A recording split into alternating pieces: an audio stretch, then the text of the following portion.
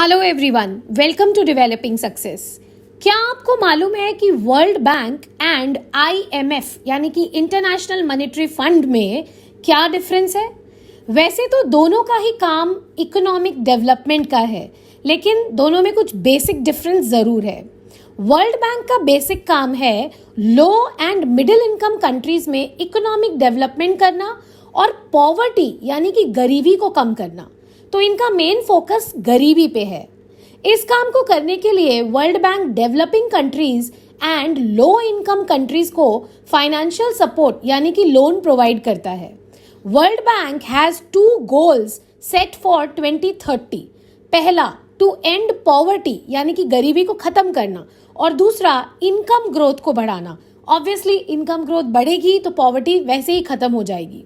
क्या आप जानते हो कि वर्ल्ड बैंक 5 अलग ऑर्गेनाइजेशन से मिलकर बनता है? इसका मतलब ये हुआ कि वर्ल्ड बैंक किसी एक ऑर्गेनाइजेशन को नहीं कहते, बल्कि 5 ऑर्गेनाइजेशंस के सम्मेलन को इकट्ठा वर्ल्ड बैंक कहा जाता है। आइए जानते हैं कि वो 5 ऑर्गेनाइजेशंस कौन से हैं। पहला, the international bank for reconstruction and development, मतलब IBRD। ये मिडिल इनकम एंड क्रेडिट वर्दी लो इनकम कंट्रीज को लोन देता है। क्रेडिट वर्दी का मतलब जहां लोन देकर डेवलपमेंट की आशा रखी जा सकती है। दूसरा, इंटरनेशनल डेवलपमेंट एसोसिएशन, मतलब IDA। ये इंटरेस्ट फ्री लोन्स देती है वर्ल्ड के सबसे पुअरेस्ट यानी कि गरीब देशों को। Third, the international finance corporation, मतलब IFC। ये डेवलपिंग नेशंस को जैसे इंडिया, चाइना, ब्राजील एक्सेट्रा को इन्वेस्टमेंट के लिए लोन देती है ताकि व्यापार अच्छा हो सके। Fourth, the multilateral investment guarantee agency, जिसको हम शॉर्ट फॉर्म में दोस्तों मीगा कहते हैं, MIGA।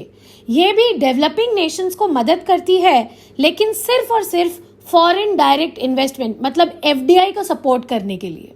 एंड लास्ट है international centre for settlement of investment disputes यानी कि ICID।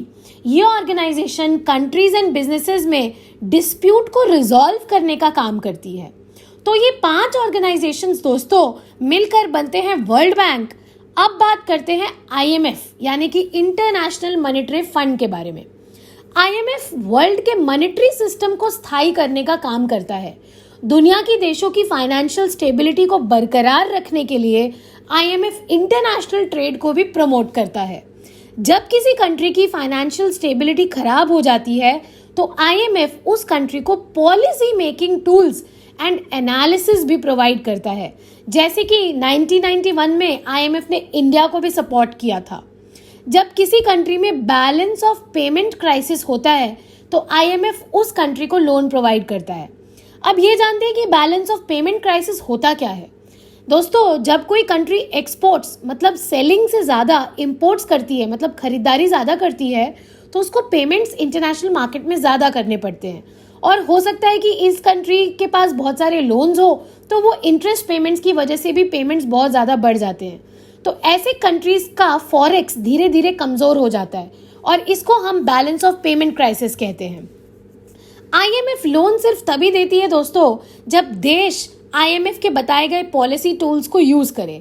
एग्जाम्पल फिर से इंडिया का लेते हैं। 1991 इंडिया को लोन देने के समय IMF ने शर्त रखी थी कि इंडिया को अपनी इकोनॉमी को क्लोज से ओपन करना होगा और ड्यूटीज एंड टैक्सेस में काफी रिलैक्सेशन करना होगा ताकि ग्लोबलाइजेशन का द्वार इंडिया के लिए भी खुल पाए और इंटरनेशनल ट्रेड के जरिए इंडिया स्टेबल हो पाए।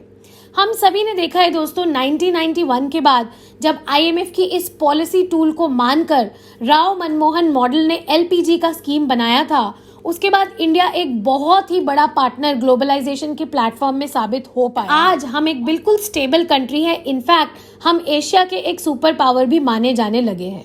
दोनों ही कंट्रीज को लोन देने का काम करते हैं। दोनों का ही मोटो इकोनॉमिक डेवलपमेंट है, लेकिन इनका बेसिक जो सिस्टम है वो बहुत अलग है। वर्ल्ड बैंक डेवलपमेंट पर्पस के लिए लोन देती है, जैसे कि हॉस्पिटल्स के लिए, इंफ्रास्ट्रक्चर डेवलपमेंट के लिए लोन्स तब देती है जब पॉवर्टी इश्यूज को सॉल्व करना हो, सैनिटरी हाइजीन इश्यूज को सॉल्व करना हो, एजुकेशन को सॉल्व करना हो तब। लेकिन IMF सिर्फ तब लोन देती है जब कंट्री का फॉरेक्स रिजर्व्स गड़बड़ा गया हो और कंट्री के फॉरेक्स रिजर्व्स कम हो गए हो, बैलेंस ऑफ पेमेंट क्राइसिस है या फिर मॉनेटरी एक्सचेंज रेट्स में कोई प्रॉब्लम है सिर्फ तब। दोनों का मोटो इकोनॉमिक डेवलपमेंट जरूर है, लेकिन दोनों का काम करने का और लोन देने का तरीका दोस्तों बिल्कुल अलग है। सो आज की वीडियो में इतना ही।